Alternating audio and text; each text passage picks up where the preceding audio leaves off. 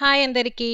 ఇన్‌స్టంట్‌గా ఎప్పుడైనా స్వీట్ తినాలనిపించినా, లేదంటే ఇంటికి ఎవరైనా రిలేటివ్స్ వచ్చినా స్పెషల్‌గా ఏదన్నా చేయాలి అనుకుంటే, మిగిలిన బ్రెడ్‌తో ఇలా డెజర్ట్ రెసిపీ చేసుకోండి. చాలా టేస్టీగా ఉంటుంది. సూపర్‌గా కుదురుతుంది కూడా.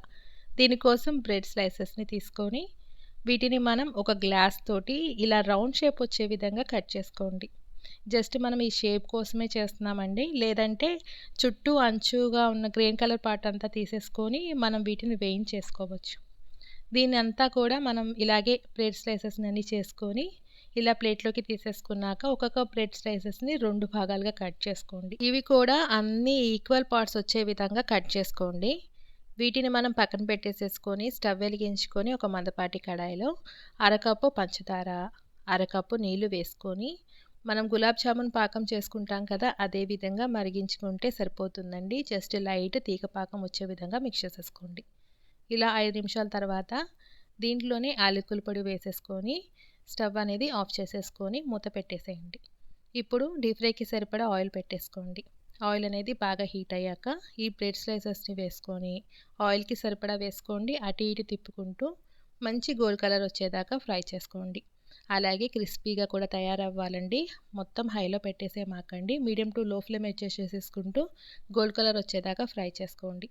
ఇలా క్రిస్పీగా తయారైపోయాక వీటిని మనం ఇలా ఆయిల్ అంతా కూడా పోయే విధంగా వదిలేసి తర్వాత ఎమ్మటే పాకంలోకి ట్రాన్స్ఫర్ చేసుకోవాలి. ఈ టైంలో పాకం అనేది గోరువెచ్చగా ఉండేటట్టు చూసుకోండి. చక్కగా బ్రెడ్ స్లైసెస్‌ని వన్ బై వన్ ఇట్లా జాగ్రత్తగా ఒక పక్కకి వేసుకొని, తర్వాత ఇంకొక పక్కకి టర్న్ చేసేసుకుంటూ పాకమంతా పీల్చుకునే వరకు మనం వీటిని ఒక 5 నిమిషాల పాటు వదిలేసేయండి. 5 నిమిషాల తర్వాత పాకం అనేది బాగా పీల్చుకున్నాయి అనిపిస్తే, తర్వాత వీటిని వేరొక ప్లేట్‌లోకి తీసేసుకోండి. ఇలాంటి జల్లెడ గెరిటలోకి వేసుకుంటే పాకమంతా చక్కగా కిందకి దిగిపోద్దండి. ఇదే పాకంలో 4 టేబుల్ స్పూన్ల మిల్క్ పౌడర్, 4 టేబుల్ స్పూన్ల గోరువెచ్చని పాలు వేసుకొని, మిల్క్ పౌడర్‌ని బాగా మిక్స్ చేసుకోండి. ఎక్కడ కూడా పిండి ముద్దలు లేకుండా చూసుకోండి.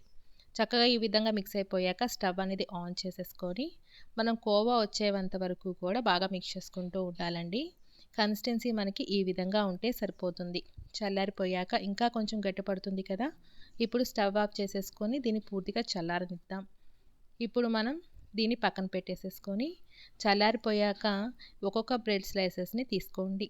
ఈ స్లైసెస్ మీద మనం ఇందాక చేసి పెట్టుకున్న కోవా మిశ్రమాన్ని ఇలా పల్చగా స్ప్రెడ్ చేసుకోండి. కోవా అనేది కరెక్ట్ కన్సిస్టెన్సీ ఈ విధంగా ఉంటే సరిపోతుందండి. మరీ పల్చగా ఉంటే పక్క నుంచి కారిపోయిద్ది.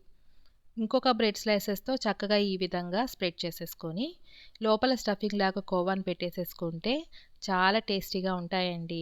ఫైనల్‌గా దీంట్లో జీడిపప్పులతో గార్నిష్ చేసేసుకొని, వీటిని మనం ఎప్పుడైనా స్పెషల్ అకేషన్స్ అప్పుడు కానీ, లేదంటే ఇంటికి ఎవరైనా చుట్టాలొచ్చినప్పుడు కానీ, ఈ విధంగా సర్వ్ చేసేసుకున్నారంటే చాలా ఇష్టపడతారండి. చూడ్డానికి గానీ, తినడానికి కానీ టేస్టీగా కూడా ఉంటాయి.